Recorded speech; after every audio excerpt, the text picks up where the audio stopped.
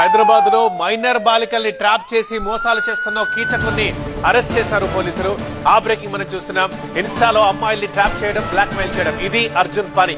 జూబ్లీహిల్స్ పోలీసులు అర్జున్ ని కటకటంలోకి నెట్టారు. బాగా డబ్బున్న వాళ్ళు, అలాగే పేరెంట్స్ విదేశాల్లో ఉంటున్న ఆడపిల్లల్ని టార్గెట్ గా వీడు సాగించిన అరాచకాలు చూస్తే షాక్ అవ్వాల్సిందే మనం. లగ్జరీ కార్లలో, పబ్బుల్లో తాను దిగిన ఫోటోలు షేర్ చేస్తూ మైనర్లని ట్రాప్ చేస్తాడు. తర్వాత అమ్మాయిలతో పరిచయం పెరిగాక శారీరకంగా కలిసి ఆ ఫోటోలు, వీడియోలతో బెదిరించి లక్షల్లో బ్లాక్మెయిల్ చేస్తాడు. ఈ ఆపరేషన్ కోసం అవసరమైతే వాళ్ళ ఇండ్లలో పనిచేసే వాళ్ళను కూడా టీం మెంబర్లుగా చేసుకుంటాడు. వాళ్ల ద్వారా ఆ బాలిక ఏం చేస్తోందో ఎప్పటికప్పుడు తెలుసుకుని పక్కాగా ట్రాప్ చేస్తాడు.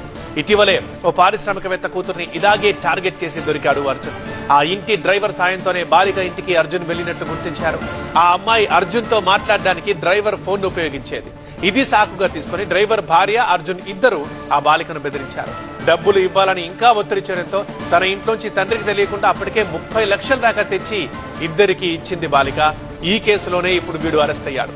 జూబ్లీహిల్స్ తో పాటు నార్సింగ్ లో కూడా అర్జున్ పై కేసులు నమోదయ్యాయి. వీడు చాలా తెలివిగా అమ్మాయిల్ని ట్రాప్ చేస్తాడు. కాస్ట్లీ కార్లు, పోష్ పబ్బుల్లో తన ఫోటోలు ఇన్స్టాలో షేర్ చేస్తాడు. సోషల్ మీడియాలో ఉన్న హై ప్రొఫైల్ అమ్మాయిల్ని టార్గెట్ చేసి వాళ్లకు దగ్గరవుతాడు. గుంటూరు జిల్లా బట్టిచెరుకూరు సమీపంలోని చామల్లమూడికి చెందిన అర్జున్ గతంలో కూడా చాలా మందిని ఇలాగే మోసం చేసినట్లు విచారణలో బయటపడింది.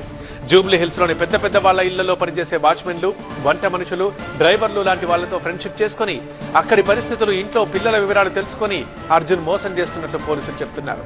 అర్జున్ అలియాస్ ఆజాద్ ఇప్పటిదాకా 20 మందిని ఇలా మోసం చేసినట్లు పోలీసులు అనుమానిస్తున్నారు. ఎట్టకేలకు అతన్ని పట్టుకుని కటకటాల వెనక్కి నెట్టారు.